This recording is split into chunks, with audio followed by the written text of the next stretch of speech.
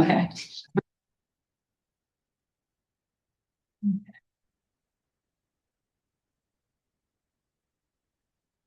Yes. Yeah.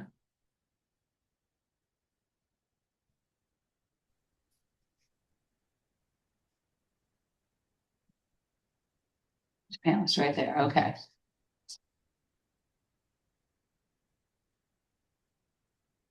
Can you hear me? Yes. Yes. I'm promoting you all to panelists right now. I think Judy wasn't. Yeah, I have to find her. Here we are. Okay. And now Tim. Just, Okay. Everybody. Now I got everything. Hello, everyone. Can you hear us? Yep. Hello. Okay. So as usual, we had our usual technical Can difficulty. we have an audio check? Audio check? We Check. can hear you, Here. Jay. We're good. What was the third one? You might not be Judy, can you able to hear us. Here, Yeah, oh, there we go. Good. Yes, okay. So we started the meeting a few minutes ago, and we've gotten through approval of the past minutes, and now we're going to go to public comment. And I don't believe we have anybody on from the public. So no public comments. So we'll go right to program updates and discussion with Marika and David. I'm not sure David is on, but Marika I see is here. So Marika, it's all yours. So David is at another meeting, which hopefully he'll join shortly. I'm wondering if we want to bump to a different item because I think Yeah. he's tied up for a half hour now. Okay. Yeah, it'd be great if we could start with site or something like We that. can go to site updates with Matt. Matt, are you all set? Yeah. Can you guys see my screen? Yes. Okay. So I just wanted to update everybody on a meeting that we had earlier this week with the site plan review committee. This was an informal meeting that we were able to schedule very quickly. Mark Grills is away on vacation this week, but Tim Sears, the deputy building commissioner, was able to organize everybody. And so we met with Tim, Kathy Williams, the town planner, Amanda, I think is her name, town engineer. I'm forgetting the health department representative, and I think that, and Jay Grand was there. John Greco from the LBC was there as well. So, and we had our team plus G2 Collaborative, our landscape architect, and Sammy Otis, our civil engineer. So we basically walked them through the presentation that we made to the select board because it was a pretty good summary of where we are. I knew from my conversation with Tim Sears that a couple of people on that committee had seen some of the earlier plans. So I wanted to make sure that everybody understood that we had moved away from parcel 50. We were focusing on parcel 60 on this particular site in the northeast corner. And that, among other things that we wanted to talk about, parking was one of the sort of big question marks for us. Tim was there as well, by the way, Tim Arnold. So it was not as conclusive as I would have hoped, but it's a first step in that conversation. And really what came out of it was the recommendation that we present an argument to Mark Grills as to what we think is a reasonable calculation of parking and see if he's willing to accept that. If we look at this table in the upper left, this is an excerpt from the town zoning bylaw. And that first line that's toned yellow, I don't know if you all can read it, but it says assembly. This is under use category. It says assembly. And in the zoning, assembly includes use P1, which is educational institutions. And so we took that to mean that the MacArthur School parking count would fall under that category, which is one space for every 3 occupants. We know that there are 48 existing spaces on the east side of the building that are dedicated to the school, and there are 19 spaces on the west side of the building adjacent to the field that we weren't sure whether those were dedicated to the school or the field. This group confirmed that those spaces were for the school. And so we're looking at a total aggregate of the 19 plus the 48 is the existing school parking area.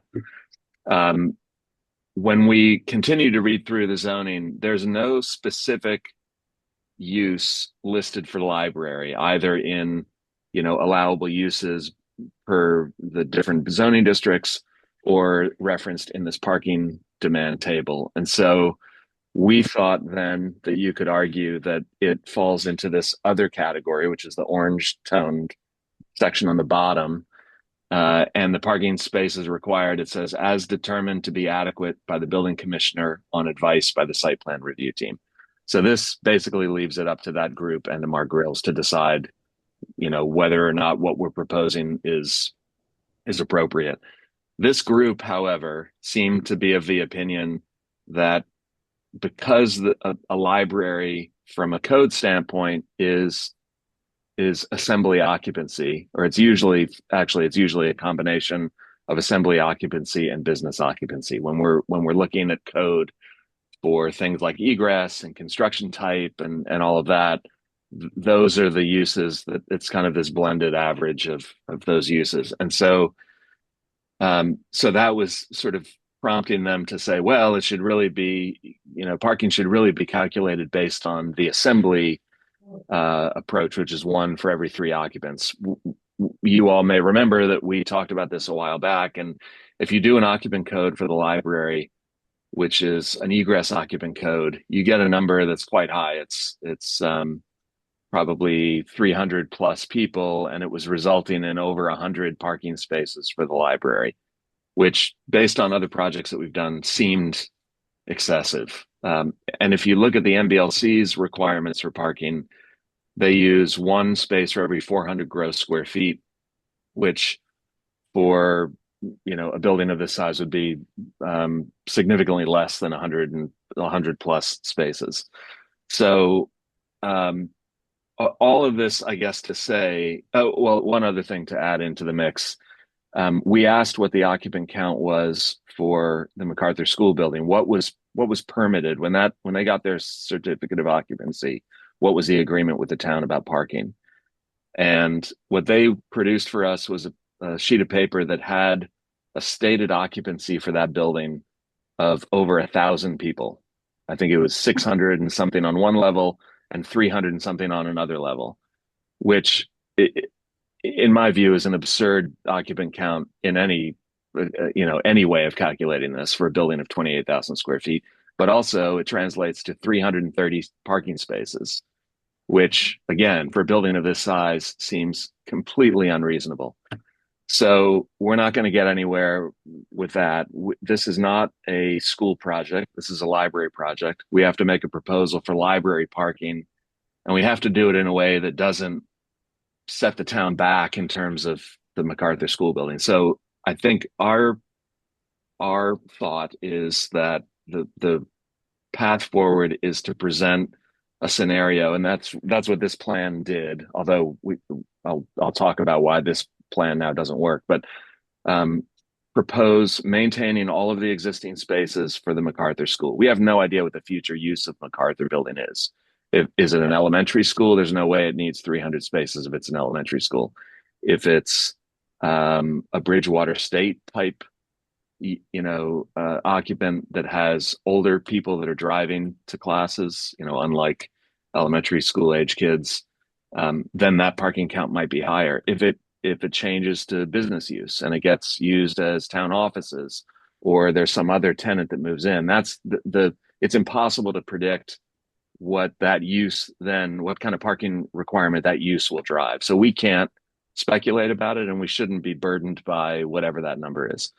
So if we say we're going to maintain the existing spaces, and then we're going to create parking for the library based on the state's guideline, which is a reasonable metric of 1 space for every 400 square feet, gross square feet.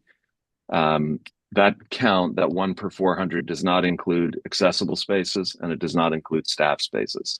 So on top of that number, we have to add those things. And so the number of accessible spaces is a formula depending on how many spaces we have in the lot. It could be 2, it could be 4. The number of staff spaces is something that we are talking with David about. What's the right number? We're thinking it's somewhere in the 12 spot range, 12 to 15 is what he was saying. And so, we're trying to kind of pin down the number of parking for the library. Obviously, as the library size changes, so does the parking count. So we have to nail down exactly what the total gross square footage is for the building. And we're going to talk more about that tonight. So this plan that we presented is already out of date, and we think it doesn't quite meet the requirements for the library, but the methodology is the same. Maintain the existing spots for MacArthur, propose parking for the library at the rate that the state uses for calculating parking requirements for libraries, and present that as, this is a non-listed use in the zoning bylaw. We see this as something that the building commissioner has discretion over, and, is he willing to accept that? The other thing that we asked about, this is a minor detail, but it has an impact on parking layout. The zoning bylaw calls for 10-foot wide spaces. In a lot of communities, we see allowance for 9-foot wide spaces. They were not willing to give on that, and they went so far as to say that it wouldn't even be a special permit request. It would be a variance from the zoning bylaw. So I don't think we want to go through a variance process. So we'll have to revise the parking lot to accommodate 10-foot wide spaces. Obviously, that means that it takes up more space to get the same amount of parking. We're working through that with our landscape architect now. Obviously, as the building changes both in size and in footprint, that affects the layout. And so this layout that we presented on Wednesday is already out of date. But again, I think the methodology here is sound. On the positive side, they appreciated the approach, not in terms of count, but in terms of layout. Dedicated drop off for the library, dedicated drop off for the school, accessible spaces associated with each. We've got accessible spaces here next to the drop off area for the school. We have accessible spaces on either side of this pathway to the library. We have accessible spaces here. There's a pathway, not a driveway, to get to a service entrance in the back. So that's sort of a summary of the discussion we had about parking. The other thing that we talked about when we were talking about the site was emergency vehicle access. There's no issue with fire truck access in the parking, but the fire chief did say that he wants to make this pedestrian path into a fire lane so that he can pull a truck all the way up to the front entrance, basically. And, whether we'll have to look at what happens once the truck is there, if we have to provide a way for it to get out through the parking lot, or if it can back up. I think the maximum distance that it can pull in and back out is 150 feet. So that's something we have to look at. So that's one. That's a fairly easy accommodation to turn that into a fire lane.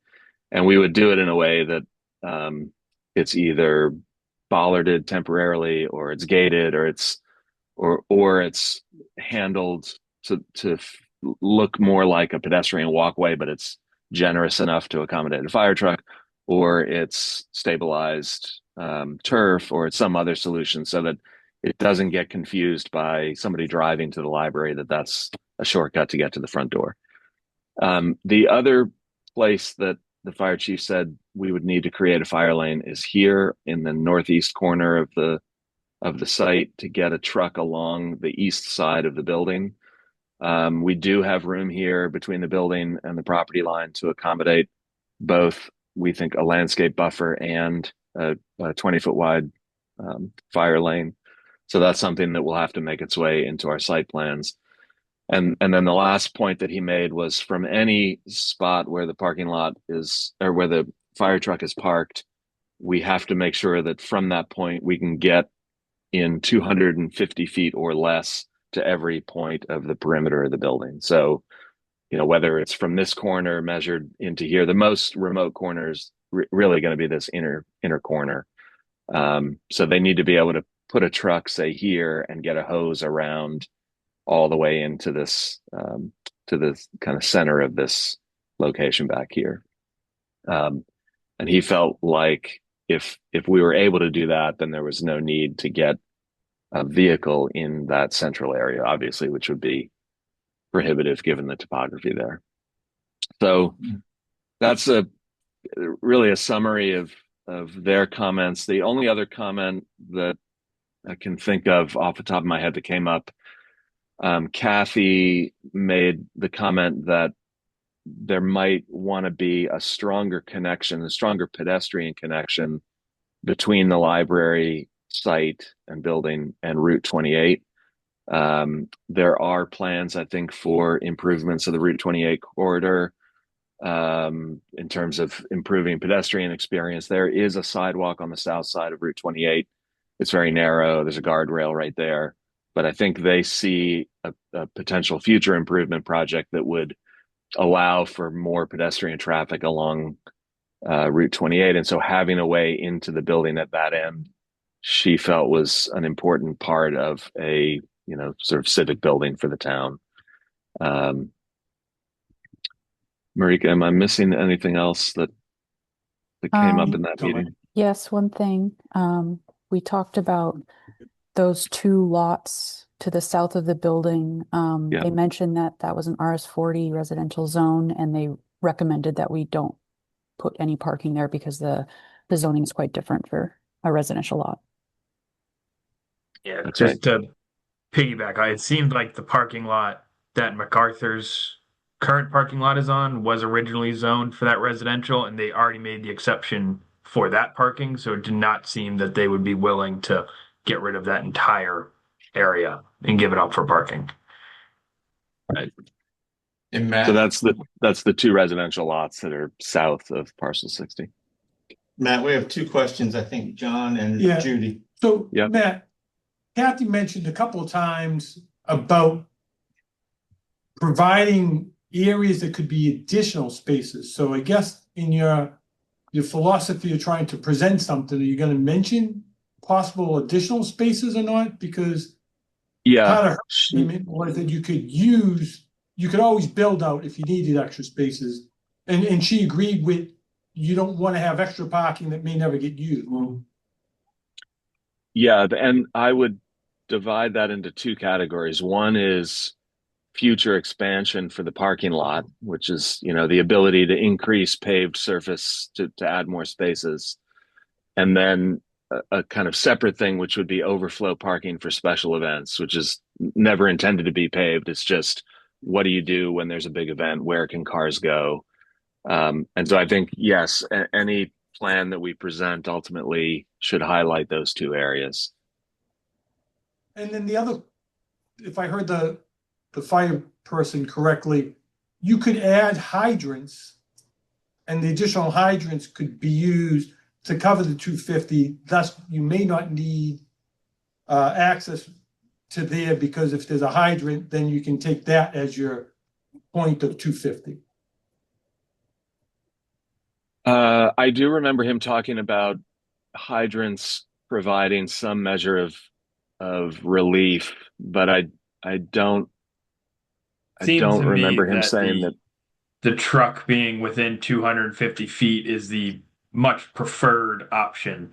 And if Yeah. for some reason that You can't do cannot that. be attained, Yeah. hydrants could be an alternative we could go down. I don't think that they would necessarily want to start the conversation with hydrants until we were we proved to them that there's no other way for us to, provide protection in this area. Yeah, that sounds right. Judy? Okay, so I had two questions or points. One is, I think it might be an interesting exercise to determine how wide the existing spaces are, if they're 9 feet or 10 feet.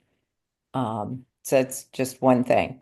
And the second is, I know the staff is a little concerned about a delivery location for daily drop-offs of books, not just intermittent ones, but the daily ongoing in and out. And if we're thinking about an access point from 28, this fire lane, could that also potentially be an inroad that would just be used for deliveries? It's a good question, Judy. I don't know the answer, but I think we would want to clear that with the fire department. I mean, I can imagine a scenario where there's a delivery truck parked there and there's an emergency and the fire truck can't get in and they've got to wait for the delivery truck to back out. So I don't know if they would allow that kind of shared use, but they might, and it's a good suggestion. You know, we don't typically see in library deliveries a loading bay or a loading dock or a situation where a delivery truck pulls right up to a back door and offloads things. Usually, frankly, even in cases where we have provide service entrances or staff entrances, we find from conversations with staff that deliveries tend to go through the front door and then find their way to the staff. So I think, I think we need to consider other ways of accessing the building than going through the front door. But as of right now, we're sort of suggesting that there's a back service door, which is both for, somebody coming to work on the hot water heater or a place to take the trash out or possibly, book bin deliveries. But those could also happen through the front door, the book bin deliveries. We're also, and Marika will talk through the plan in a minute, but based on comments that we've gotten from the staff and the requirement for a book drop and some other things, we've sort of revised the layout of this community wing, and the staff has been very interested in getting a door into the building in that location, somewhere closer to the meeting room. And so that also, it becomes a kind of operational question. Is that door unlocked during the day? Could deliveries, come in that way and sort of get back into the staff area quickly without having to go through the lobby? So I think there are a couple of different scenarios we can talk through related to that. Thank you. Thanks. Any other questions about the sort of site plan before we go to the building plan? We've got one right here, Matt. I just have one question. Have we abandoned the idea of moving the access road to in back of the MacArthur building? I don't see that in the, is that no longer under consideration? We show it here as a dashed line. That's where that kind of future drive would be. It's on this plan. We didn't talk about it specifically with this group because I felt like it was just going to kind of go down a path that it was a little bit premature with them, frankly. And it also meant, what do we do with these 19 spaces? We would have to incorporate those 19 spaces into the parking lot somehow if we're removing them from the west side of the MacArthur building. So for that group, it just seemed better to not talk about that. But I do think that as we look at parking lot options and parking lot counts, we'll want to see, obviously we have to see what the kind of maximum is that the site can support. And is there a scenario where we can both meet the library's needs and MacArthur's needs and accommodate some future shift of those 19 spaces over to this combined lot? So as we look at other layouts for parking, we will continue to see if we can accommodate that. And if we can, then it does tee us up for the possibility of shifting that access road. Thank you. Thank you. Anybody else before we move into building plan? None here, No. Matt. You can start the building. So Marika, do you want to take over from here? Sure. So basically this plan does not differ greatly from the plan we showed last meeting, with the exception of reconfiguration of the community wing. So everything is basically as shown before. We haven't gotten a chance to tighten up the staff area based on comments we received from David and his team in the past day or two. But that's on its way. If you flip to the next plan, we can talk through some of the changes. So we mentioned in the last meeting that the building had got to be close to 27,000 square feet, and we knew that was problematic. So we basically did an exercise that we did previously, which was just tightening up the overall square footage, making sure that all the programs were right-sized. Nothing was, there was not too much circulation, not too, any oversized programs. And part of the reason for the change in the community wing was part of that right sizing process. So in the previous configuration, we had circulation along the west side of the community wing against the entry plaza. Part of that, what that did was, part of the reason for this move was that the two program spaces, the multipurpose room and the classroom, were becoming oversized because we were trying to give them direct access to windows and views, and also balancing it with the size of the much larger auditorium. So what it did was made circulation bigger than it needed to be, or it made the program spaces bigger than they needed to be. So, and we were also battling with orientation of rooms. So if you imagine the classroom with a presentation wall, in the past orientation, it was a sort of long and horizontal room versus what is now a vertical room with a clear presentation zone. So it allowed us to both right size those rooms, have a clear presentation wall, and also rotate the auditorium. So the high point of the auditorium, the presentation wall, is also the high point of the roof. So centering the corridor allowed us to sort of right size that corridor. So it's not overly large at the moment. It's sufficient without being too generous. And you have a direct sight line from the circulation desk all the way down to the auditorium. And it also allows us to place all of the subsidiary programs that feed the auditorium along the length of it. So we have the storage room between the multipurpose room and the auditorium. It's a much larger space than it was previously. The kitchenette is directly on the auditorium. You could add a door to the hallway now if you'd wanted one. We have an AV room on the other side and a book drop directly to the exterior, as close to the drop-off point as you can get, essentially. And then the second entryway, which would be an after-hours entry, is directly above the book drop. And then obviously this required a reorientation of the bathrooms as well. So technically the desk, if they wanted it, had a much more control over who's going down that wing, who's using the bathroom. And the ability to close off that wing is now a smaller zone. It could be handled by a single double door potentially. I think that's all the changes for that wing. Everything else reflects just basic tightening up. We did have to move some program in the children's wing. If you look along the southern portion of that wing, we've incorporated only a few things that we heard from the staff, one of them being that we want a separate mother's room and sensory room. And so those have been reoriented on the south side as well as the multi-purpose story hour room. So we have a slightly different configuration of the children's room at the moment in an effort to try to open up that space.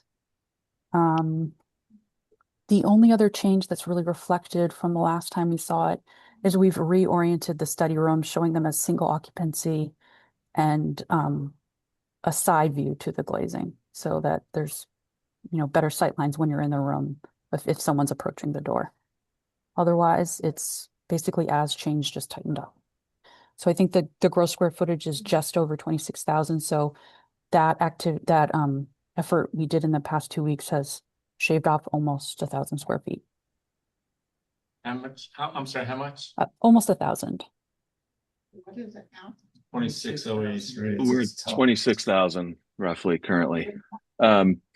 This then gets us to the big topic for tonight in our view, which is sort of a late breaking thing, which is collections. So as we have been getting the program to settle down, make sure that we've accommodated everything, that we've right-sized everything, that we're meeting the square footages that are called for in the building program, we started doing a collection analysis to make sure that, you know, the fiction and nonfiction and children's collections were all sort of fitting in the shelving areas that we have. Also checking the seating counts, because there are list specific seating requirements for each room in the program.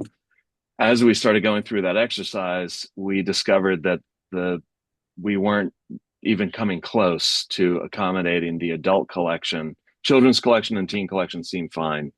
We're able to accommodate the program numbers in those two areas. But in the adult room, even though it was designed to the square footages that were in the program, there isn't enough, we can't get enough shelving in there to accommodate the collection as described in the program. And so this prompted hours of conversation with David and with the MBLC over the course of the last several days. And so this kind of summarizes, I think, where we've ended up at, hot off the presses as of this afternoon. And I'll walk you through this. So starting on the left, this Matt, can you blow that up a bit? Yeah, hold on. Give me one sec. Too much. That's good. That's good. Yeah. Okay. Yep. Hold on. I need to. Can you see the full width of the screen? Can you see my cursor over here? Yeah. We're just Okay. missing the numbers on the, okay, Can you that's better. see the numbers now? Okay. Yeah. So Yeah. so starting on the left-hand side, these numbers reflect collection size. So this is number of volumes, and this is adults only. As I said, children and teens, we are able to accommodate in the shelves the proposed collection, which reflects growth. I don't know how much growth, because we don't know what the existing counts are for those, but the program was created in a way to account for growth of the collection. So children and teens seem fine based on the way that the building is laid out currently. Adults, the adult collection, based on David's tally as of today, was 26,800. So that's what would need to go into the building from south and west when this building opens. That does not factor in any growth. That is just current collection. And I think, David, I think I see you in the room. I can't tell because my screen is tiny, but I'm here. oh, great. So correct me if I'm wrong, but this number reflects a reduction of the West collection as you combine the two collections into this building. Is that right? Yeah, so basically, I got some numbers from Clams, and I think with what we have here, we're kind of in the 20,000 range for adult collections, meaning fiction, nonfiction, biography, like graphic and manga. In talking to a couple of the staff members, their feeling was that we would probably pull somewhere, I mean, and this is just sort of an estimate without doing any real collection evaluation, we'd probably be pulling maybe 30% out of what West has, just as really a back catalog. Apparently West has certain things that are no longer in print, or, you know, series titles that are, so if we were combining those items, West, as far as I can tell, has about 20,000 volumes plus or minus. So you figure there's about 6. So that's kind of where this number comes from, roughly. I mean, these are all just estimates, really, based off of the raw numbers that Clams gave us. But that's kind of where we're roughly at in terms of housing, you know. Question. Sure. Why are So- we pulling this one? Well, if we were, so the original intention, as I understand it, was that we were consolidating to, like, that we were designing this building with the assumption that this would be the building, right? No, that's So that's that. Well, what I'm saying is that this is, if we're looking at the collection and we're looking at the size of the collection and we're looking at, you know, we're operating off of that basis, then that's kind of where we came up with the number. So from the adult collection, the West Yarmouth Library, you're gonna pull out about 6,000 volumes of something? Probably 6,000 out of everything, roughly speaking. Has that been like discussed with anyone? As I said, the idea is that when it is my understanding that this was based on the idea that there would be one library. So if that is the case, because that is my understanding of the original intention of this program, then that is probably the amount of material that would be transferred between the two libraries. I'm not saying that that's something like we have not made that as a plan. We're saying that that is what I believe we would be pulling out of that library. And then it's a question of how much we would be adding on top of that, how much space we would have going forward. We were making it clear that West Yarmouth would continue, that it would not be the consolidation into one library. We're going to have the West Yarmouth branch, and that it should be continuing to be as significant as it always has been, because we the select board saw unbelievable response from the public on the West Yarmouth branch. Right, and I'm not, I think I should be clear that it's more a question of how we might think about arranging materials. It's not necessarily, again, we've been operating off of a certain assumption, or at least that is how I understood this to be designed. The numbers that are in the program are substantially larger than these numbers. So the original capacity as stated in the program is substantially larger than what we're talking about here. Right, but that was based on consolidation. But after several public hearings and meetings in front of the Board of Selectmen, the decision was made, the West Yarmouth Library will definitely stay open as an operating library. Well, I wasn't aware of that, but okay. Well, I have a question.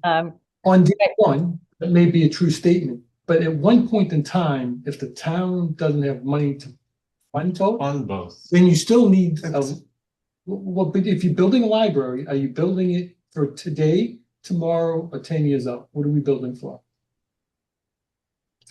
We're usually building for like 20-year growth. And so is West Yarmouth guaranteed to be open for the next 20 years? I think if you even talk about 60 years from now closing West Yarmouth, you're going to have a significant problem in town. Well, and remember that your atmosphere in town is very, shall we say, anti-library. And if we kind of calmed down West Yarmouth, we the select board, by saying that we were going to continue to have the West Yarmouth branch. It would continue to operate. It would not be a consolidation into one library over here. And that's the way everyone is looking at it. Certainly the way I'm looking at it from a select board perspective. I mean, we have too strong a community hold on West Yarmouth to talk about ever closing that library. Tom? Ever. Yeah, I see you, Judy. Okay. Judy's got a question. Well, I just wanted to chime in here too, that what David is talking about is using the study that was presented to the select board to create a town library. And that study and these numbers and this program that are being used, all of those things together are based on having a library. So when the select board, although I don't remember hearing a vote particularly, I know there's a lot of sympathy toward maintaining West Yarmouth Library, but that kind of numerical adjustment was not made. So I think it still needs, that's why these numbers are still being worked on, and that preservation of West Yarmouth Library really needs to be a very clear voted decision. But it was voted on too. It was voted by whom? The select board. It was a meeting of the select board. I think no, Judy, there isn't a no. There is not an official, but I mean, we could put it on the agenda for December 4th, and you will have one. I mean, Uh-huh. it is very clear that that is the intent, is to have both libraries. We're not closing West Yarmouth, and that was stated repeatedly to the public, that we would not be closing West Yarmouth. And we can't, you know, like, why then are you going to go ahead and go down a path that we're not going to follow? Well, I think there's a couple of things going on if we can tease out a few of these strands. One would be that reassurances from the select board, if they're not voted on, it can't guide what we as a committee are doing. And we said, well, we're going to go down this path. Do you bless us doing this? And it was yes. And then there might be this thing on the side to look at MacArthur, which was voted down.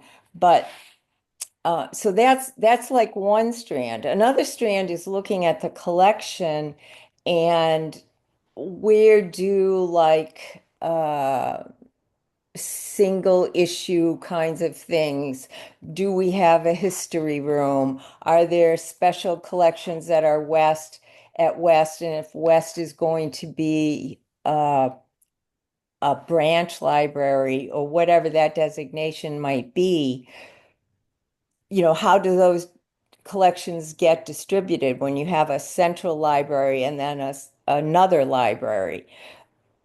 And I'm not a librarian, but I know there must be things based on the circulation, what circulates out of that building, and that sort of thing. So I think looking at the primary collection in one way, just for the point of this discussion, is another thread. So that if we could keep that thread alive too, this is what it might look like down the road if we're saying there's a primary collection and then a secondary collection, if you will. I don't know if those are the right terms.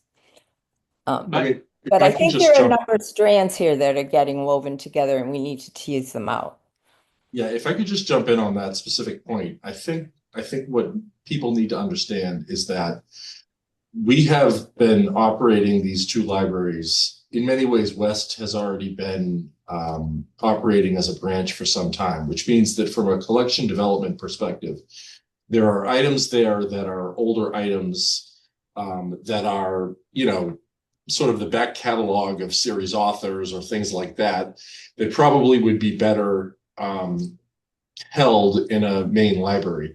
Both buildings are essentially at capacity in terms of shelving. So we are currently in a situation where everything that comes in, not everything, but just about everything, every time an order is made, we are in the process of removing materials. So we would try to, you know, we would look to be redistributing things in some fashion in order to reduce some of that, to create space, because right now we simply do not have it. Going forward, the focus would be, as far as West Yarmouth, would be more on, you know, if branch libraries typically have a collection that's more focused on that which circulates. So you'd be buying popular titles, you know, that type of thing, not building a collection that's maybe quite as deep, if you will, but that has things that people want, because that's sort of the focus of that collection. But in either case, in both buildings, we need to create space so that we're not as constrained as we are currently, because right now it's an operational problem.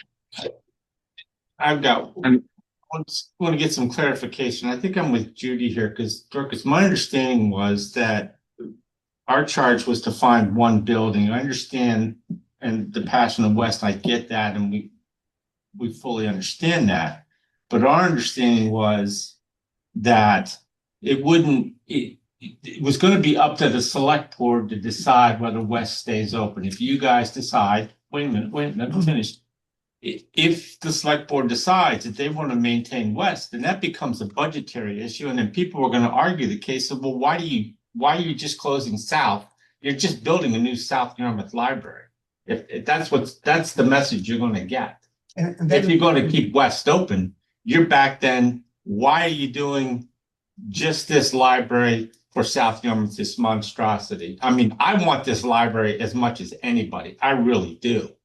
But I'm thinking, you know, that was not, and I'm with Judy again.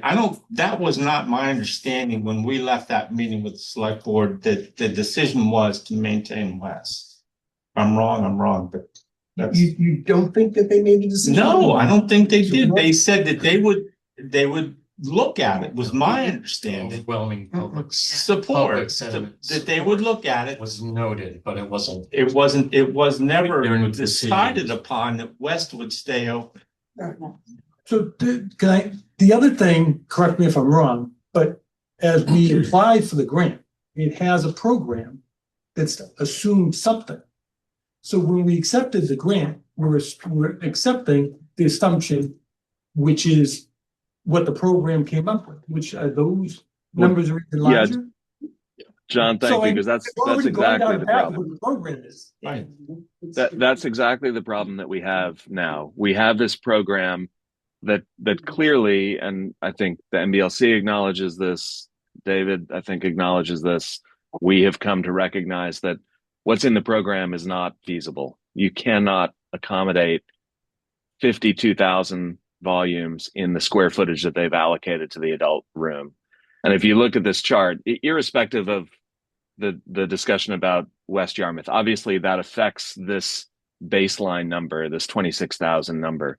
But the concept is the same. We can accommodate a collection of a certain size, which, you know, is let's call it close to existing.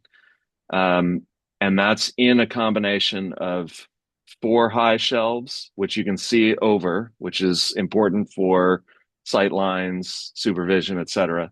A combination of 4 high shelving and 7 high shelving, which is tall, you know, like the ones behind John, that you can't see over and that are more challenging in terms of sight lines. So we want to minimize the amount of 7 high shelving. We've got it around the perimeter. We do have some freestanding 7 high because we have to in order to accommodate even the existing collection. So the question then is, what kind of growth is reasonable to assume? Is it 10%, 20%, 30%? You know, the program, if you believe their numbers, is basically a doubling of the collection, which is more than we have ever seen in a library building program. So first, I think we have to understand what's the right allowance for future growth. And as you see at the bottom, that growth translates into increased size, right? The building has to get bigger in order to accommodate the collection as the collection grows. And so we want to make sure that whatever we submit to the MBLC gives you whatever flexibility you need for future growth. We obviously don't think that accommodating what's in the program makes sense. That would require almost a 4,000 square foot increase in the building to accommodate a collection of that size. Whereas a 30% growth of the existing collection would be 1,000 square feet, or 20% growth, 700 square feet. So we need to figure this out so that we know what we're presenting to the MBLC. Obviously, this isn't a decision for us to make. It's a decision for you all to make. And then we need to figure out how to get the building and the program aligned to be able to submit to the MBLC. What we don't want to do is submit something that we then have to backtrack on after the fact.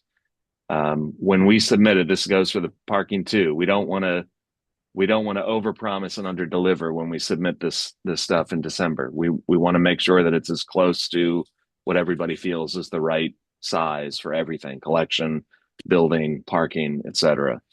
So it sounds like there's still some discussion about what that base number is. And again, this is just adult collection, but is this 26,000 reflective of West staying open? What does that look like? If West were to stay open, what would it do to this 26,000 volume number?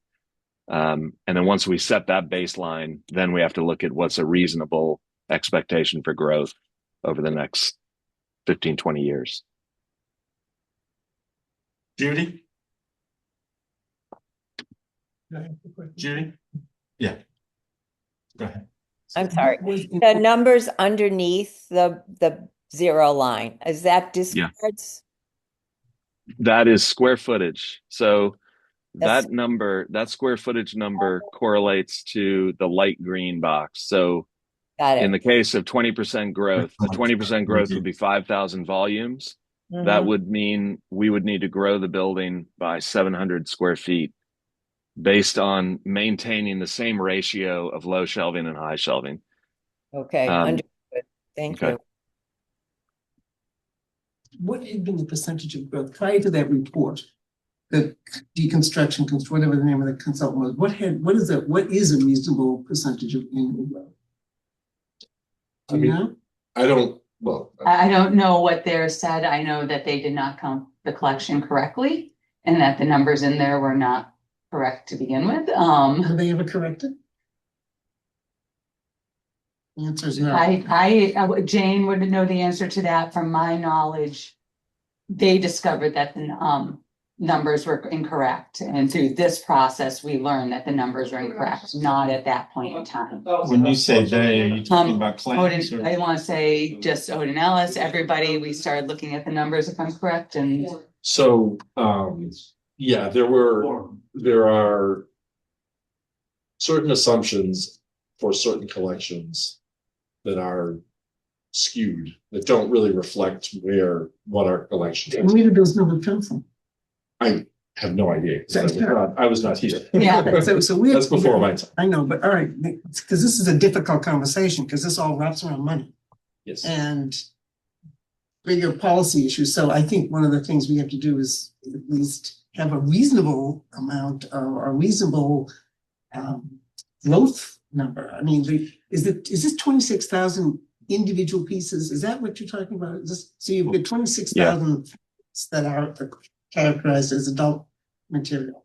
Yeah, according to the last ARIS report, the statistical reports, there are 35,000 some odd print volumes between the two libraries. Between the two, And okay. then, other collections, there are So, certain. and are you reasonably happy with that number? Can you say with any kind of certainty that that number is accurate? Well, yeah, it is accurate. Okay, all right, so. Yeah, so those numbers, just so you understand, those numbers, we get those reports from claims. So Okay. that basically everything in here is, as a tag, And and they- that's they basically subtract it. tags. So that's the base number, and then we're talking about potential growth. In the library world, what is like normal growth? What is a normal growth percentage? Well, I mean, obviously, I'm not as familiar with the pattern here because I Right. didn't do the ARIS report. I Right. know in Whitman, we turned about 4,000 items a year. Now, when you say trend, they mean new stuff came in? Right, Okay. sort of in and out. So Okay, you had old stuff leave, new stuff come in, Right. but not at an equal amount. So there was some so it's positive 4,000, so growth. it's not Yeah. a zero sum game. We were getting pretty close to capacity. We did a pretty sizable weed there. It's not as bad as it is here. This is truly about as tight as can be. I mean, it's Okay. really, we're in a situation where it's almost one in, one out. So that's All right, Well, here, I'm gonna make a statement. If this is a program designed for one building, we can't grow this building anymore. We can't do it. It's already at physically, you 26. can't do it. The site couldn't No. handle it. So it's already at 20. So not only the site couldn't handle it, but the dollars couldn't handle it. We could not handle the larger growth dollar wise. That's not going to happen.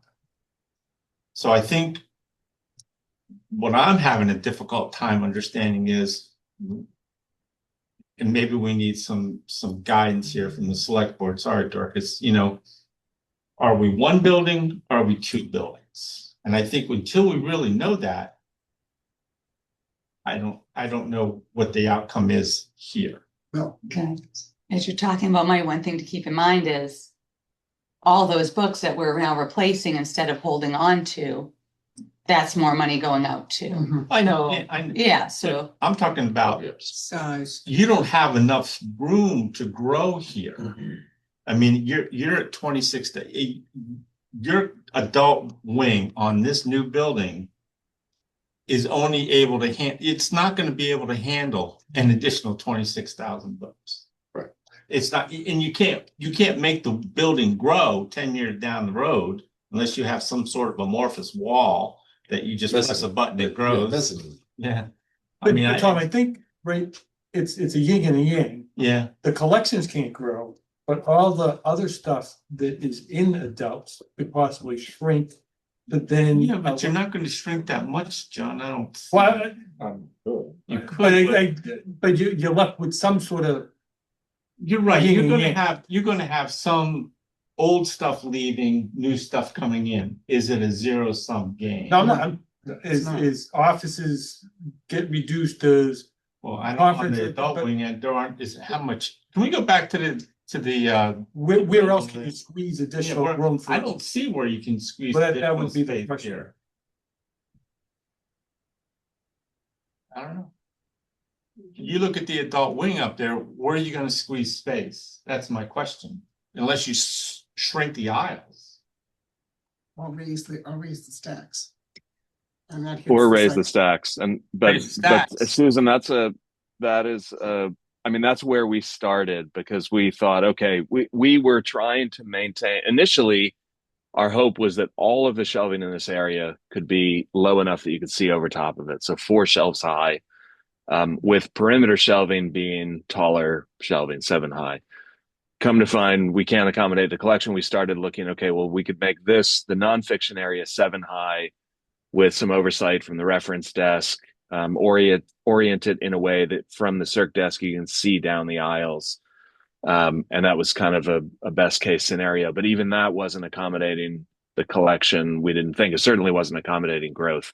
So we did talk with Andrea at the NBLC about what if this went to all 7 high. You change the orientation like we did down in nonfiction, but it's suboptimal because you then lose the sight lines through that space, both from a patron wayfinding standpoint, but also from a staff supervision standpoint. So that's not ideal. But obviously that does allow you to increase capacity. I think the question was asked about what the typical growth is. I want to say, and Marika, correct me if I'm wrong here, but I want to say that Andrea, in the course of our probably 3 hours of discussion about this issue, said that they would typically expect to see 20 to 30% growth. No, she said No? 15 to 20. 15 to 20. Okay. Yeah. Over what 20 years. period? What period Over of time, 20 yeah. years? Over how many years? Over what period of time?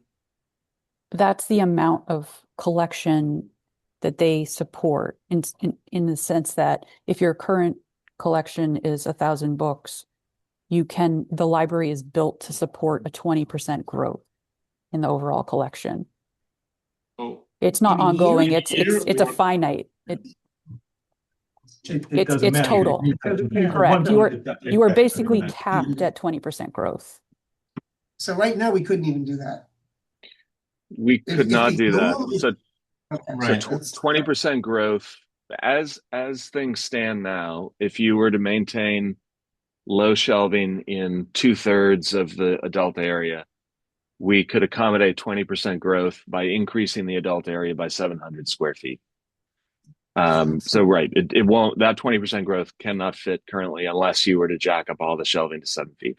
And I just want to point out that the column on the far right here is what was in the building program. There's no way that in any scenario can happen. It's just, this is a complete fiction. You can't double the collection in this building.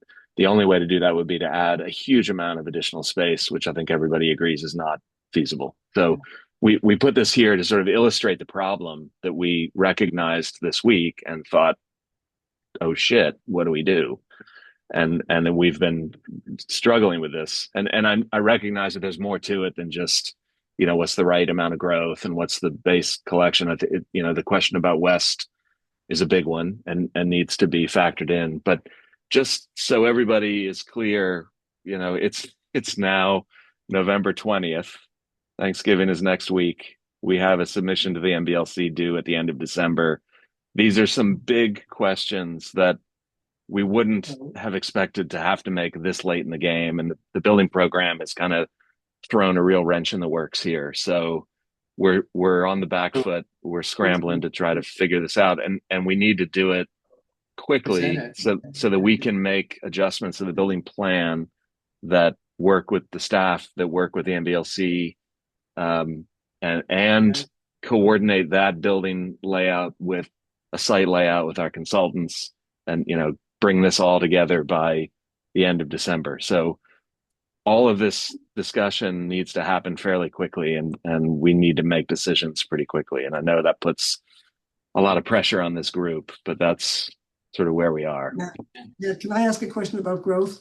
Yeah. In the library world, is any growth happening in like the digital world? Are these books getting digitized? Or is growth all anticipated as an actual paper book? Or is some of this growth, do you think some of these books will come in digital form, which is a lot smaller?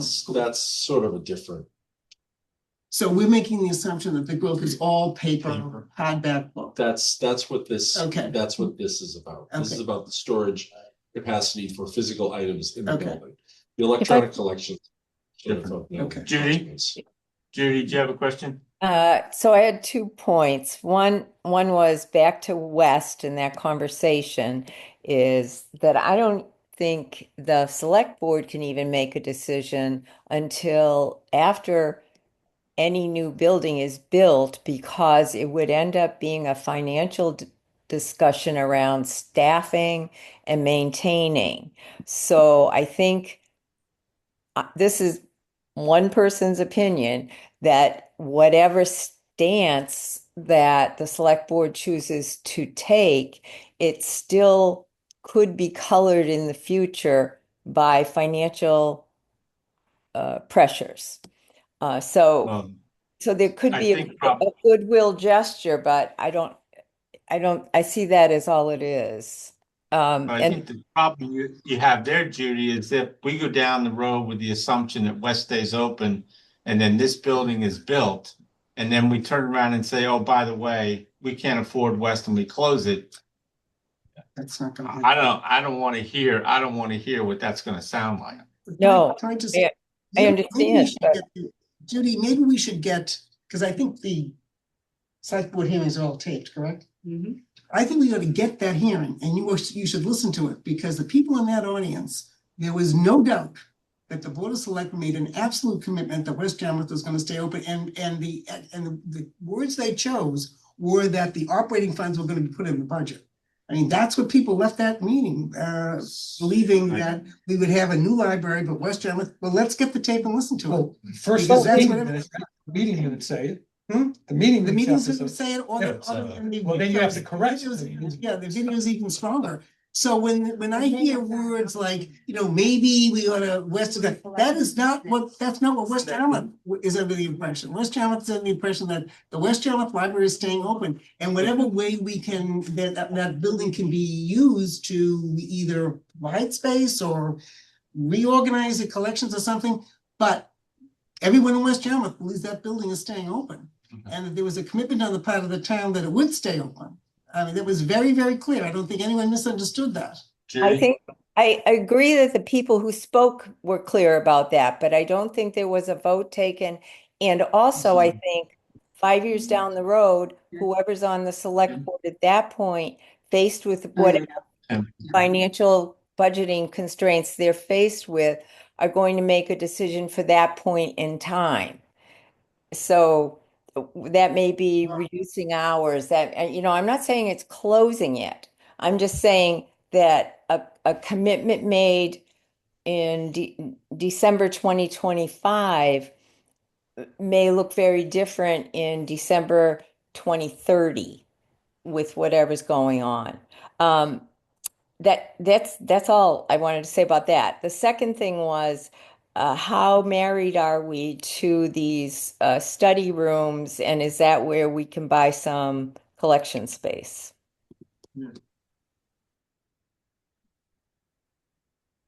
I was gonna come into this meeting talking about the fact that I wanted to see us go back to the 24,000 square feet. Go there. And now it sounds like it's more gonna be like 27,000 square. Well, if you add the 720, you're getting right back up to 27,000 square Right. feet, which is. Right. Can I cut in for Just- 1 second? I just reviewed Yeah. notes from the last 2 days, and Matt was correct that it's 20 to 30% growth is typical. So I think you have to consider that 30% is a possibility. Okay. Tim, you had a question Yeah. or comment? Just my 2 cents on the whole thing, right? Obviously, this project is going to be, a massive financial undertaking for the town. I think it would be remiss to not consider the fact that this could operate as a sole library, right? Even if West does stay open and continues to operate, I think the financial commitment that the town is going to put into this building, I think it would be a missed opportunity to reduce it down to a size similar to, say, South, right? Again, I think that would have implications on the grant itself. And again, I think that it would be, a better service to the town to at least have the foresight to be able to operate as a sole library capacity. Tim, I hear your point, Tim. I don't think we're ever thinking about going back to the size of South. If that was the case, we'd do something at South instead. But, I mean, I guess based on last meeting, our thought was you were close to 27,000. Our understanding was you were going to try to push it back down. I see why you're running into problems. We're not getting it back closer to 25 at least.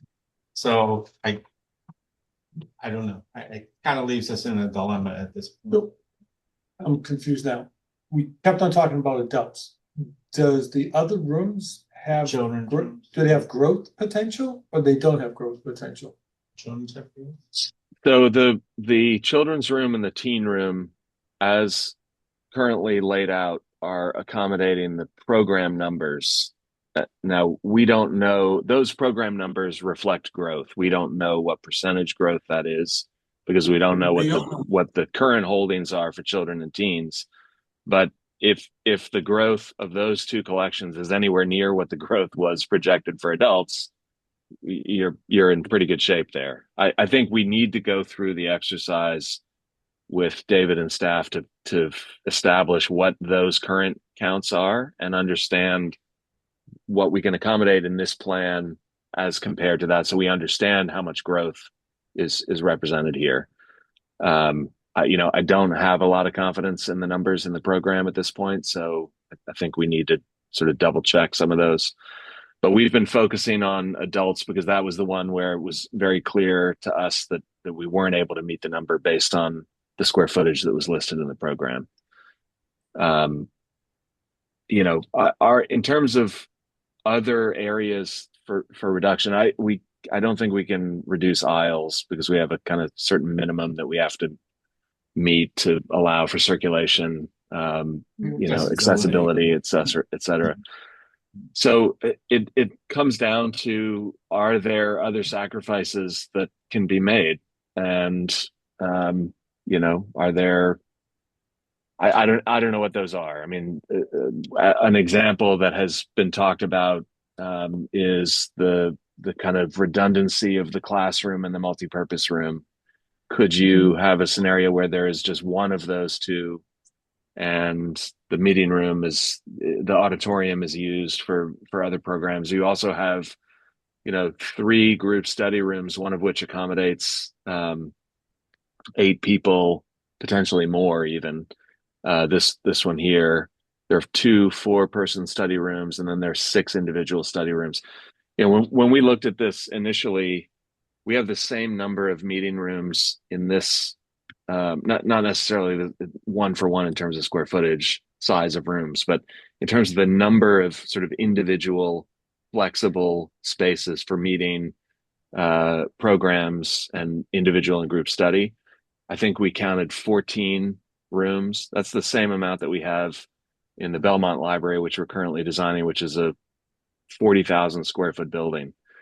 So double the size, but the same number of individual or flexible meeting spaces. So in our mind, that was one area where we thought, okay, maybe there's some efficiency that can be gained by re-examining those numbers.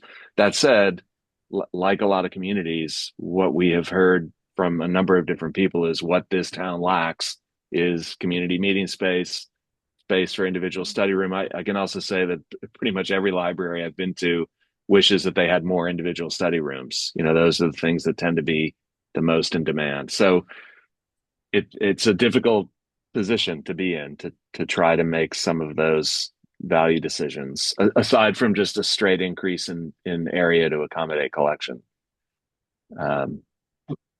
Yeah. And sorry, one more thing before I stop. That just to alleviate any concern, I think if we were talking about a 700 square foot or even 1,000 square foot increase in size, I think the site can handle it. I think we could make the building that much bigger on this site. I mean, we have to sort of examine that and figure out exactly how we're going to do it. But I think it's doable. I don't think that we are at maximum capacity yet with this building on this site. Two questions here, Matt, one from Judy and then one from John. Judy? I'm good. You're good. John? So I'll throw it out to so, I mean, I know we would love an auditorium, but is that another one that's large square footage that, again, is talked about a million times, but if you need to cut something, Yeah. is it that? And then the other question, Matt, is there other things like those offices, not the offices, the study rooms that MBLC is indifferent on, that they're not going to, I'll say, penalize when they review it if it's not in the plans? I don't know because we haven't posed the question that way to them. Although I will say that I think they would have a problem with eliminating the auditorium. That's pretty much a requirement in every project we do with them, and the ability to have access to space off hours. I think they would rather see you eliminate one of the two kind of mid-size multi-purpose rooms, and maybe, you know, one or two small study rooms than the auditorium. Andrea made the suggestion today about if you were to eliminate one of the two 600 square foot rooms, either the classroom or the multi-purpose room, you could theoretically introduce a folding partition in the auditorium to divide it in half or into two separate spaces. That is not without its challenges, and those partitions are not the best acoustically. So it's a little bit limiting. It also is difficult because you have to create two entrances to that room, which requires more circulation space. So there's some inherent inefficiency to that as well. But those are the kinds of things we were talking about with her today. I think we were pretty clear that we didn't want to do one of those dividing walls. I think we can just leave that alone. Is there any way to do like special collections along the perimeters of the classroom and the multi-purpose room? And I'm just trying to, like maybe making a history collection or a local information collection or some kind of division like that would take up enough of that collection count. David? So two things to that. For one, we have been thinking that so for one thing, the numbers that I cited didn't include the Cape Cod collection that we have in the small reference room because it's not that big. And we were actually thinking that the larger meeting room at the far end of the adult wing would be like the Yarmouth room and would have the special collections in it. So we're not to that towards down by the period. Yeah, that right there. We're not, obviously, we haven't really, gotten to that level of design yet, but that was one thought that we had as a staff anyway, for those collections. Can I add on to Matt, that? I had one thought. Yes. Staff rooms, can we just get rid of them? Give us a tent out back. No, but my thought was, and hear me out, and this may sound strange, could you build a small second floor and put the staff rooms on a smaller second floor? I mean, and then, I don't know. Leave David's office downstairs. But, yeah. No, okay. It's not a crazy question, and I mean, I don't know how the staff would feel about it because it pulls them that much further away from Just make a activities in the comment. library. Yeah, when But we it's discussed- yeah, when we go ahead, discussed Susan. that a long time ago, in fact, when we were doing Yeah, I know. the West Yarmouth Library was specifically eliminated from discussion because the concept there was to put a second floor on. And the answer came back, absolutely not. They did not want a second floor. You have to have elevators, sight lines, it just added so much more cost. In addition, it eliminated the West Yarmouth Library from any consideration. So I don't think I like the idea, but it was. I think part of the problem was that even if you put a second floor, it didn't have enough square It footage. didn't matter, the conversation, it was a blanket, they didn't, the MBLC and the staff did not want a second floor regardless of where it was gonna be. Because of the added costs, I think you have to do elevators, you have to do ADA requirements, it was just so much more expensive, even if it was a small portion of a wing, it was gonna be just not to be considered. Yeah, I think if it was staff only and it was treated like a mezzanine level, I think there's a scenario in terms of code compliance where you could avoid the requirement of an elevator. You would still have to build a stair. You'd probably need a bathroom up there. You know, there is some inefficiency to it. I mean, the other thing is it doesn't reduce square footage, right? It's reducing footprint, but it's not reducing square footage. Collection space, I guess. Yes, but you're adding square footage to accommodate collecting space. Yeah, I know. I'm against adding square footage. Take it, Judy. Was the grant application for 24,000 So square feet? the two multi-purpose rooms, what is the square footage on each of those? Not that big. They're 600 square feet each. Roughly. Okay, so 600 is a big part of 723 or whatever that number is. And if we just did a quick poll around the table, if we lose one of those rooms, keep the auditorium without a dividing room. You know, obviously not where it is, but you know, move that building block down at the other end. How does that satisfy people? Because I was with Dorcas, I was hoping we were coming into a smaller gross square footage conversation tonight. I agree. So I don't want to add, and I want to make sure that we have what we want for programming, but not excessive amounts. So I was just wondering if we wanted to throw it out to everybody. Well, what would the staff prefer? What do you think is more valuable, either the multipurpose room or the classroom? Which one do you think gets more use? They're both the same, basically. They're not, I don't see them as being the same. Yeah, and That's with you.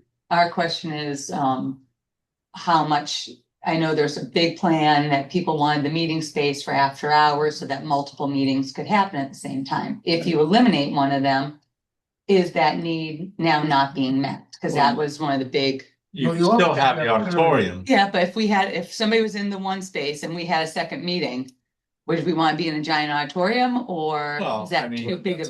That's a schedule issue, but Yeah. I mean, of the two, to me, from a library programming perspective, the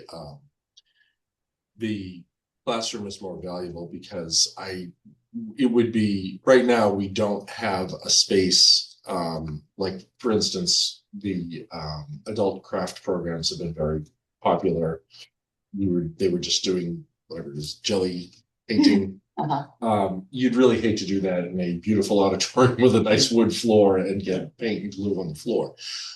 With that said, I do have a little bit of a concern about if the intention, to Mindy's point, certainly, if the other multi-purpose room, I have always thought of as a meeting room, in fact, and if you know, the loss of that as a meeting room is not a problem for the town, then that's an obvious place to go. Obviously, when the library is open, we have other spaces. So if there were a need for the use of those spaces during the day, that's one thing. But part of the discussion has always been what is available to the public at night. And this is an area where, yes, we can certainly sacrifice that from an operational perspective, but it will have an impact on how the building is used by the public. So, Judy? I guess I don't want to cut us short on collection space, because that to me is the primary thing. And I think, wow, isn't that lovely that we can offer two spaces, two meeting spaces, where now between the two sites, we have the Leonard Room and that's it. So, there's still spaces if somebody needs a small meeting, although it's not after hours. But if we're just limiting our conversation here to after hours meeting space, I don't think it's the library's job to provide meeting space for everyone. So. I would assume the community wing is going to be open to the public during business hours, right? Is there any way to lose the larger study room that's seated for 8 and simultaneously shrink the multi-purpose room? So now that's a larger study room during the day, smaller meeting room at night, kind of, sacrifice a little bit on both ends? I think, well, I don't know, but I think the problem is, I think it's a function of how the rooms are used. I don't think we would want a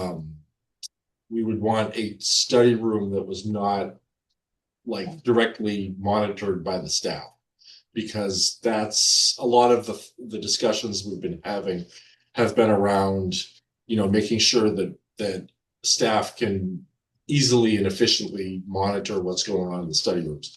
Right. With that said, I mean, to me, this is really a question of, I do see that those two spaces could be thought of as being somewhat interchangeable.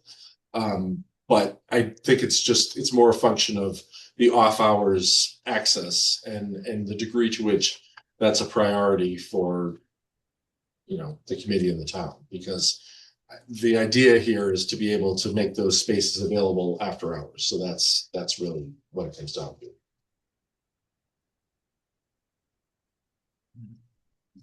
So I think where we are right now is we need to get a clearer idea of where the collection stands, correct? We need to get a more definitive number on where we are with the collection.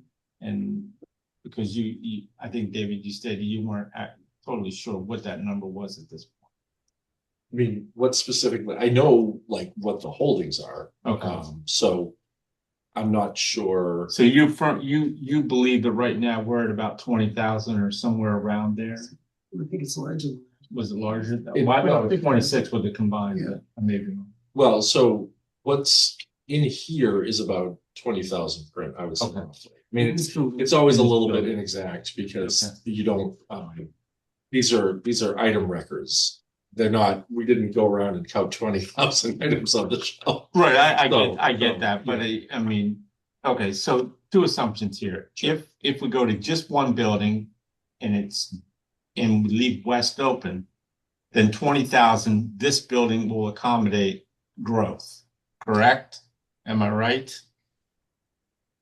This building accommodates growth in children and teens currently, as drawn here. It does not accommodate growth in adults. Well, if West stays open, even with West staying open, Matt. Well, I guess that's a question for David then. If West stays open, is this the right number for current holdings for this building, this 26,000? No, that's more than where we're at, in my opinion. I mean, I'd have to double check, but we're not quite there, at least on the adult side. My tally on the adult side was closer to 20. Here, Okay, this here, building. here, in What this about in West Yarmouth? What's the adult in West Yarmouth? I haven't gotten that far. The total number in West Yarmouth is about 22, All right. And but you that's got- everything. And that's everything, so you don't have an adult Children's. count, that's everything in the building. Right, but the plan was you were gonna pull at least 6,000 out of there to bring over here, so there's gonna be at least 6,000 adult. Unless that's the entire adult Well, collection. no, because if we're keeping the building open, there's no real need to shift things around. No, but I mean, if you were You bringing, did. at this point, you were gonna bring 6,000 over here. You have duplicates between the two, so I think what Yeah. David is saying, there's only gonna be about 6 that'll bring over. What I'm saying is, You know, we wouldn't, if the mandate was close the building, right? Our estimate is that there are about 6,000 items in that building that we would want for the collection because they're not duplicates. Okay, Most of what's in there, I mean, that library has been run as a branch basically for decades. And so there are the vast majority of the collection are duplicates because there's a copy there's a copy here. Obviously, there, as time goes on, one gets Weed weeded, that one out. does not, that type of thing. But in terms of like, if we were consolidating, that was the amount that we came up with that we would be transferring to the main branch. Obviously, if the building is not closing, then we don't do any of that. So then we're just moving what's here. And, obviously there are certain collection management considerations in the sense that if we're moving this stuff, then we would go through and do a real evaluation. I mean, I'm sure there's plenty of stuff in the nonfiction shelves that's out of date or whatever that would be, so it's not quite as cut and dried as it appears. Mhm. So. So David, just to I just want to make sure I'm clear. If West stayed open, you said that you thought the adult count that would be going into this building would be 20,000. What the current plan accommodates is 26,000 volumes. That's a 30% growth from 20. So in the scenario where West stays open, the plan is currently drawn, accommodates collection plus 30% growth. Is And we're that good. a reasonable position to be taking? I mean, based on what we heard from the MBLC, it sounds like that growth is sort of in the range of what they would expect. So I actually, I'm sure she told you, but I had a meeting with Andrea today, another 2 hours. And because I was concerned about whether the BLC, whether the discrepancy was an issue for them. And she told me that A, it's not, and B, they will generally be supportive of kind of wherever you come out on your collection number.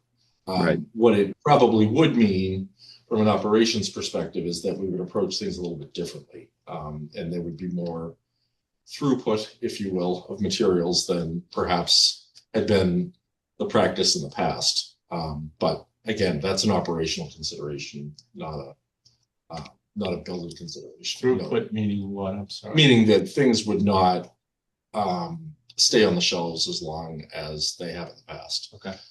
So if they're not moving, they would be taken off. Yes. I got Yeah, I mean, she cited the example of the library where she was a director, where they had like a 1 year thing. So they would be, anything that hadn't moved in a year was gone. Gone. Now that's an operational decision. Decision, the library. Yes, yep. Okay. So, I'm saying children's, what that means is a lot of the classics go.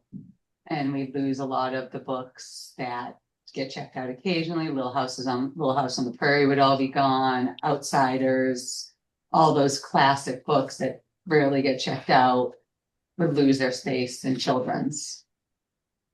But you could, again, that would be a library decision. You could say children's is handled differently. well, they said children's can handle it. They said. Children's can handle it. Well, you have, Yeah. that's not where the issue is. Well, and right now though, my collection, I don't double order a lot of books for West. I keep them separate. So in this, a lot of the books would then become here to fill up that gap too. well, maybe. Yeah. Well, it's far. So. Where are we going? What's next? So if we stay with what you have there now, Matt, of the 26,000, would that be something that could accommodate if the West Yarmouth Library remained open? That's, I mean, that's what it's sounding like to me. If, as David said, West Yarmouth stays open, that means that we're talking about a collection size for adults of 20,000 items rather than 26. 6,000 items represents a 30% growth, I think, right? It's 30% of 20. So as drawn today, the building would accommodate that current holding plus the ability to grow. And that's with shelving. It's a combination of 7 high and 4 high, but the majority being the lower 4 high shelves. Okay, so let's just say the collection stays at the 26,180. What is the total square footage then, starting with if you don't cut out a conference room or a classroom or, like what it is right now? 26,000. Yeah. At 26,000. This is square footage. Right. Yeah. Gross square footage. Okay. And if we talked about cutting out a classroom or a conference room, would we be then talking about 25,000 square feet? Or is it pretty much still staying at 26,000? It would reduce, but we would have to go through the exercise of sort of reconfiguring things. So you would absolutely lose the net square footage, but there's also all the gross square footage that's associated with that. If you pull one of these 2 rooms out, things have to shift to kind of fill in that gap and shorten that wing. And so we obviously we would try to be as efficient as we can in that replanning. It's hard to say if it would be an absolute 1-to-1, grossing factor related to that net square footage. But at a minimum, we would be reducing by the net square number. So if we were to pull out a 600 square foot room, this number would go down by at least 600 square feet, hopefully more, because there's some gross area that's allocated to each net square foot in the building. So, this could be at 25.5. And if another decision is made, it might go down. There's a chance that you could get it down to 25. I don't know. Getting it to 24 would be a pretty significant reduction in net program. Matt, is there any office sharing at all? Are they all individual offices, or are there some office sharing? No, there's shared office here. There's shared office here. There's shared office here. There are 1, 2, 3 individual offices. Okay, Matt, I had in my notes that there were 3 kitchenettes. Is that accurate or not? I have only 1. Is it just one kitchen in the building? There's a kitchenette at the auditorium. Right. There's a kitchenette in the staff break room, but sink and a refrigerator, under counter refrigerator. Not a full kitchen. Not a full kitchen, just it's a break room. And then children's has a sink in the program room. There's a sink in the mother's room. Marika, am I missing something? Yeah, there's a sink else? in the young adults workroom. This one, yeah. Yeah. But they're not kitchenettes. Those are kind of work sinks, or this is for cleanup of activities. This is for The story all hour the room kind of also has a processing. fridge, though. Yes, yeah. For serving This the free does, lunch. yes, that's Yeah. right. Children's. So those would be sort of the 3 kitchenettes then, I guess. The children's story hour room, the auditorium kitchenette, and then the staff break room.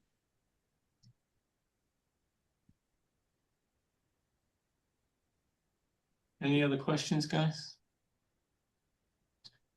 So I guess Judy's got a question. Judy. No, my question is in here. I realize this is a very complicated and in some ways very loaded conversation, but I do need to take my leave now, and I just wanted to let you know. But I will watch the tape. So Good night, and thank you for tackling this. Thanks, Judy. Thanks, Judy. I have a question, Matt. Maybe you can help me articulate this better, but I'm wondering if as far as I understand the way the grant application was written, it was written under the auspices of this being a single library for the town. Whether that's true or not now is a different question, but if that's what the MBLC has in mind, that we are designing for one library for the town, and then it's now suggested that West Yarmouth stays open, is the MBLC going to be okay with the reduction of collections, or the difference in collection, building to a different size collection,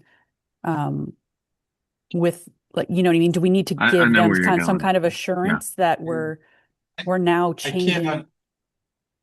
I'm sorry, Marika, go ahead. No, it feels like we're changing the terms of the grant somehow. And I want to make sure that the MBLC will be okay with that. I don't think the MBLC can tell that if the town has 3 libraries, which we do. I don't think that the MBLC cares whether you keep those 2 libraries open or not. I think they're just providing the grant to build a library. And maybe I'm wrong, but I that's the way I understood that it was submitted. But with that, my question would, but the program that's in the application is based upon what? What did the program be? And What's here? What's there? It's based on what's in this building. It No. doesn't say we closed west. It doesn't say we'll close West. I think it's Right. based on your needs analysis for this building. It would have been based on the needs analysis for the whole library system. Correct. So, but all I'll say, Marika, is I did kind of talk at some length with Andrea about this, and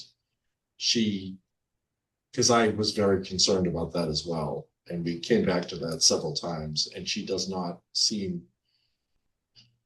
She definitely gave me the impression, and I can certainly talk to her again tomorrow, that, you know, where we end up on a number is not going to impact the grant. I didn't. So. Yeah, and I think that's consistent, David, with what you were saying about collections. You know, they ultimately defer to communities on, or to the library staff on size of the collection, right? So it's similar, I would think. I think that's pretty much exactly what she said. I think she used those exact words.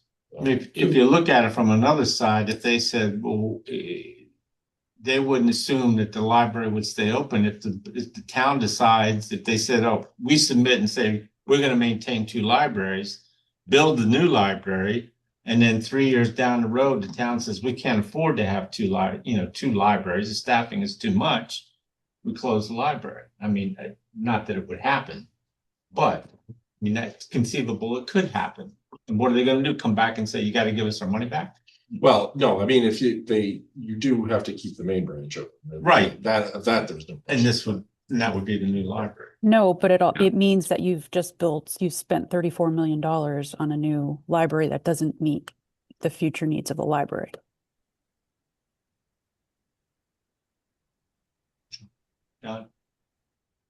For Matt's team, 26,083. Are they tasked to reduce it to less than that? Or are we happy with 26,000? So that I think that's the 25. That's 25.8. Yeah. Yeah, so no, I think we need to figure out how to get down close to 25. If, you know, if we're 100 off or 50 off, I don't think that's going to be a big deal for the MBLC. Money wise, it'll be a deal, but I think we have to task the library staff and Matt's group to get down to closer to 25. It's got to get a little skinny. Yeah, it's got to get a little skinnier. Yeah. And and that's going to mean probably taking away one of the multi-purpose rooms and reconfiguring something else at this point.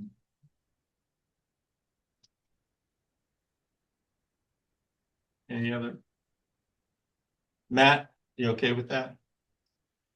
I'm in shock. Well, I mean, look, we can design it any number of ways. It's going to come down to David and the staff having to make Yeah, some hard I- decisions. It sounds like, Yeah. and we'll work with them to tighten things up with decisions like that made. We can't make those decisions for them, and that's. But No, if that's the direction, then that's what we're tasked with doing, and. That's perfect, and that's perfectly understandable, man. I would expect that you guys, and I trust you guys immensely between you and the staff, that you will figure something out. I don't think that's going to be an issue. You'll do that.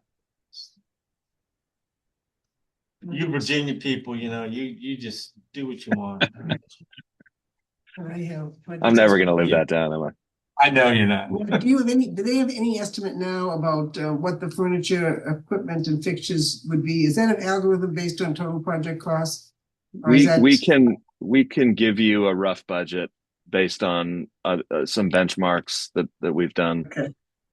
We can do it, I think I don't want you to hold me to this, but I would say that my recollection is that somewhere in the $25 to $30 a square foot range is probably what we're looking at.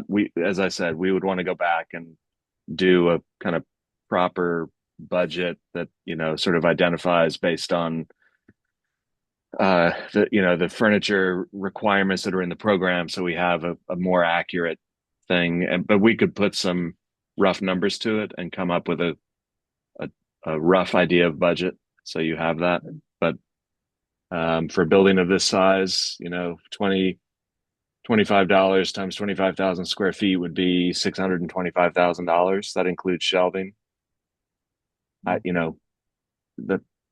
could be right. $30 a square foot would be 750,000. Okay, and that's the 4-foot shelving, Matt? That's shelving everywhere, whether it's 4 or 7. It's that's. I mean, again, I think we would need to do a more detailed analysis to come up with a budget that we feel more confident in. But as a very quick back of the napkin, I would say that's probably the starting point. And green building. Would we have to start adding on extra costs if we were making it a green building? Yes. I think when we think about buildings like this, and we generally, for budgeting purposes, use $1,000 a square foot as a kind of rough construction budget.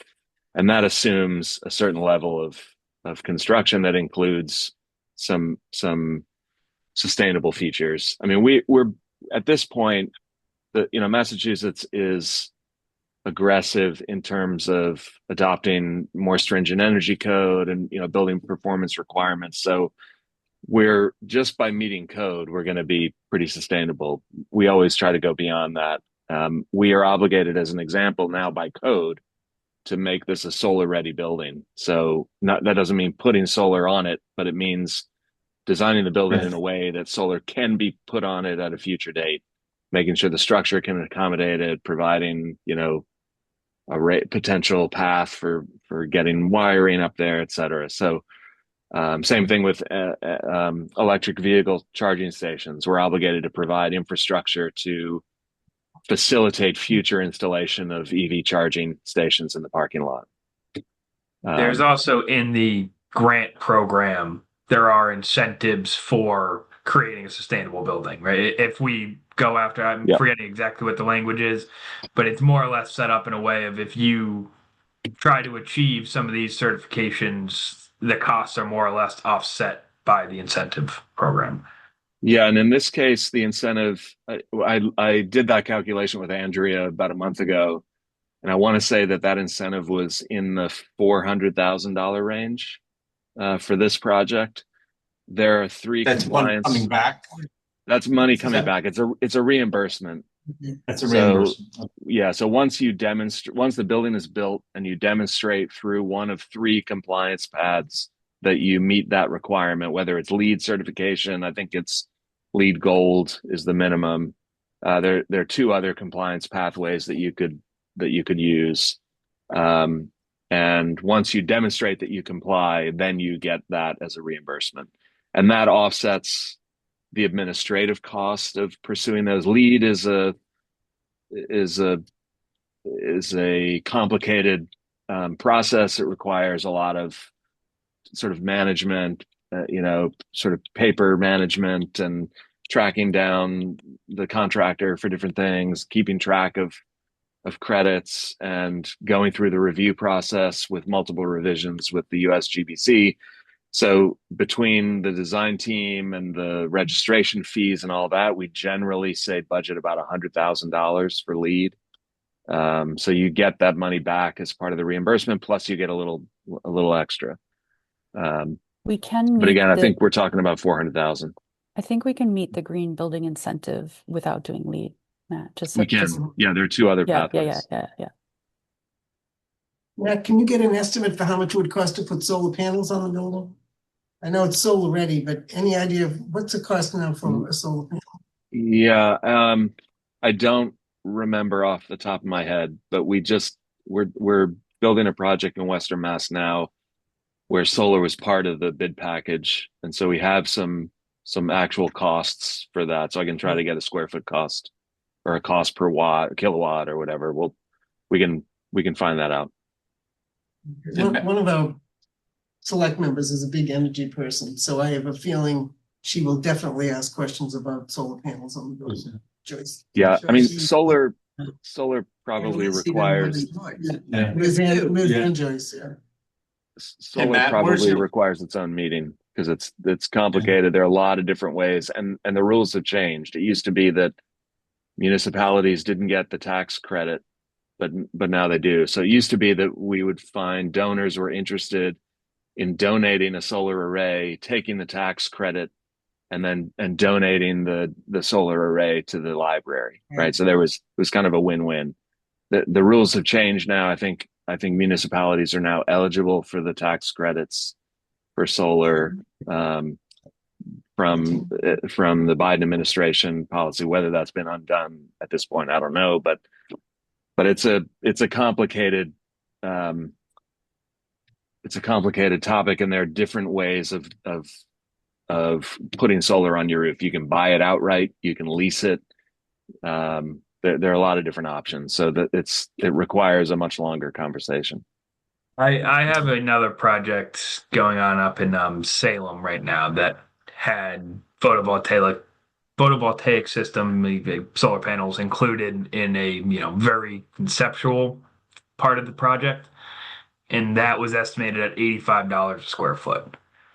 I don't know exactly what our roof square footage is. If it would be the same as the gross floor area, maybe a little bit more with some overhangs. But Yeah, so if you just took $80 a square foot times 20,000, assuming you're not going to get every square foot of the roof, that's a $1.6 million array. But that's probably more solar than you need for a building of this size. But that's an analysis we can do too. How much square footage would we need to power a building of this size? I just think we should have the information because I'm sure they're gonna ask. They're gonna ask. Yeah. Particularly those two members will ask. Okay. Hey, thanks guys so much. I really appreciate everybody's comments, and it was a great discussion. And I think we know where we're going with Matt and the library staff, but I'd like to move on to outreach and potential. Jen, are you on? There she is. I'm Jen. right here. Yes. All yours. Okay. So in terms of, this is basically about the website that we had talked about setting up, and our Accenture team is able to put together a site.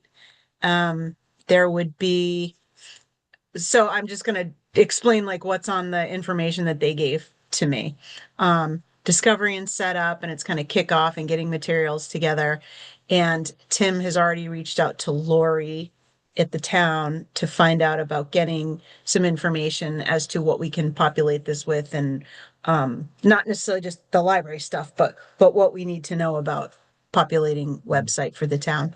There's the website design, and it's on this Wix platform. I don't know if anybody's ever heard of that, but we work with kind of a template. So there's not a lot of, we're not reinventing the wheel. It's kind of like plugging some things in to kind of streamline and make it go quickly. And we can then configure it with colors and fonts and all that jazz. And then website development and content integration, just putting all of the information about the library and the process that you all want to have in there, the graphics and the maps and all that kind of thing. Then there's the piece where we could do updates if you would like.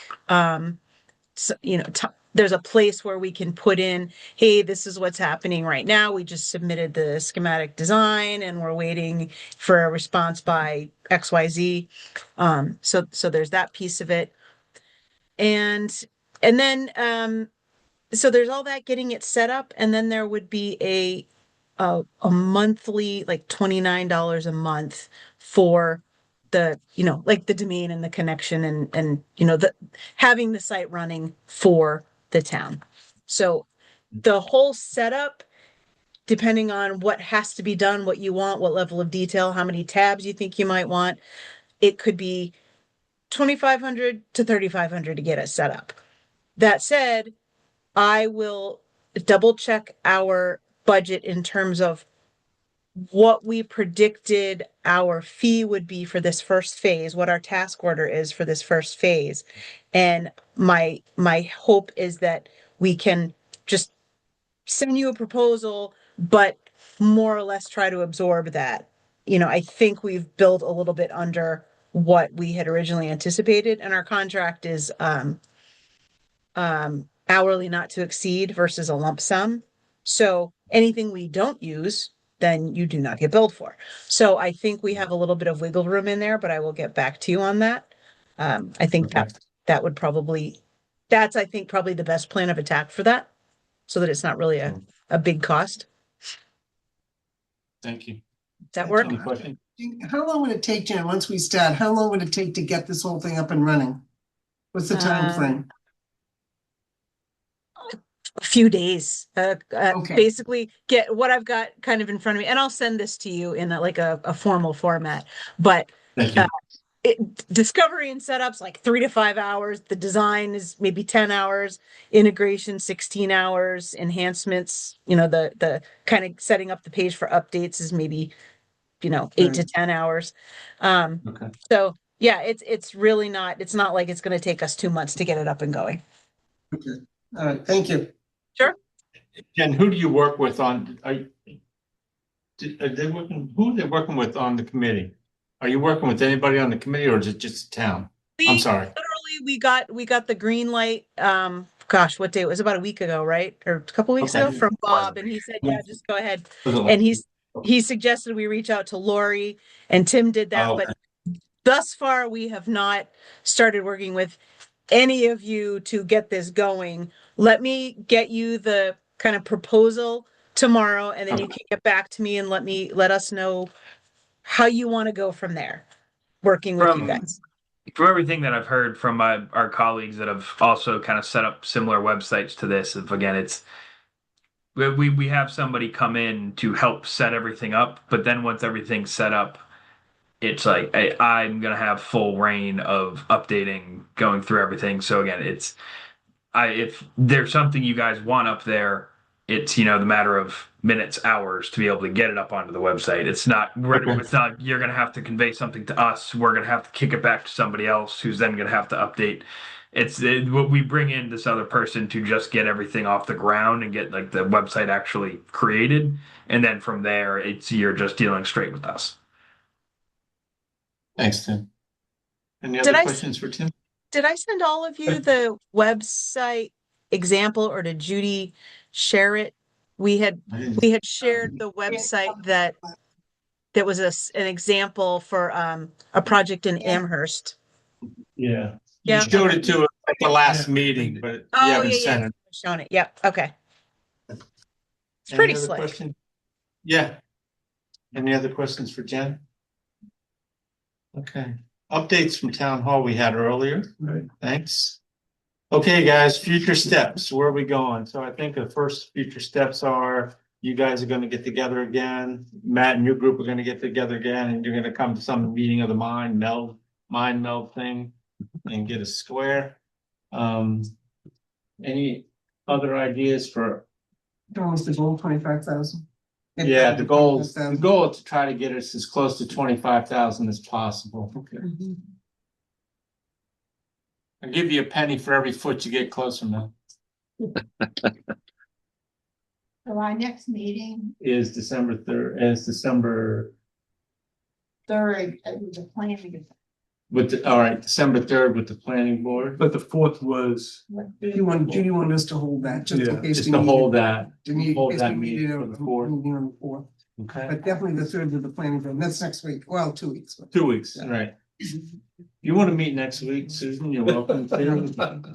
We can, I'm sure these guys will. I'm meeting Oh, yes. So I just want to make sure I'll have the Yeah. right meeting when you're there. Yeah. From what I have in December, it's every Thursday, right Yeah, up to right to Christmas. Christmas Eve almost. Yeah. Yeah, hey, Tom. yes. So Matt, did you ever work out with the town engineer? Do you have any more information on geotech and when they're gonna be able to do their stuff? Currently they are scheduled, they've got the drilling subcontractor scheduled for December 1st. The head of DPW was out this week on vacation, so Monday, our geotech engineer is going to reach out to him to try to coordinate in advance of that day.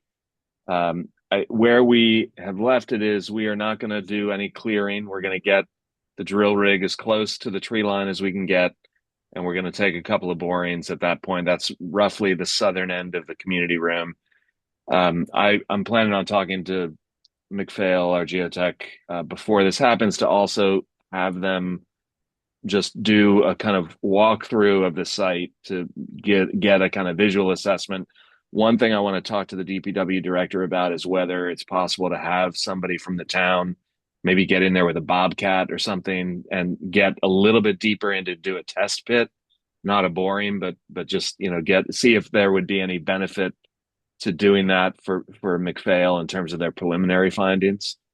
But I think what we discussed was a preliminary report that obviously puts this into perspective. It's limited to what, you know, the whatever investigative work they're able to do now without doing any clearing. We all agree that doing clearing at this point doesn't make sense. The MBLC seems supportive of that approach, that this is a preliminary set of findings to be confirmed at SD. So we'll see. I mean, it's really at this point, it's partly to inform the structural engineer's narrative, but it's also to confirm that the site is viable. Like if there was something that, are you guys still hearing me? It looks like you're all frozen. I can still hear you. They There we might go. have- Okay. We lost you guys. You're back. We lost you for a few minutes. So we're unstable. We're unstable. Just for about 30 seconds. All right. So I don't know how much of that you missed, but basically it's in the works. We're going to coordinate with the DPW director on Monday, and I think we'll be in good shape. Thanks. Any other questions, guys? I know it's a long night. Really appreciate everything, all the hard work, all the discussion. It's really great. I hear a motion to adjourn. So Second? Yeah. All in favor? Aye. All opposed? We're all going home. Hey, Matt, don't go anywhere. Just 2 questions real quick. Where's your project in Western Mass? Shutesbury. Shutesbury? Yep. Okay, cool. And then how was That's it. Morocco? It was fantastic. Aside from a little dysentery. Oh. Gee, we can trade notes on that one. Been there, done that. You didn't prepare me, Tom. Nah, sorry. Hey, you gotta learn on your own. And hovering on that end. Look I at learned. Sorry about that. That's tough. I really is. But tough. it was Hey, thanks, amazing. bro. Yeah, great. So Shutesbury, huh? It's a library. Shutesbury, it's a library. It's the smallest library we've ever done. It's a 4,500 square foot library, net zero, 100% on site renewable. Cool. That's it. Mass timber. Hey, great. Have a happy Thanksgiving, everybody. Yes, you too. Thanks, everybody. it. Thanks.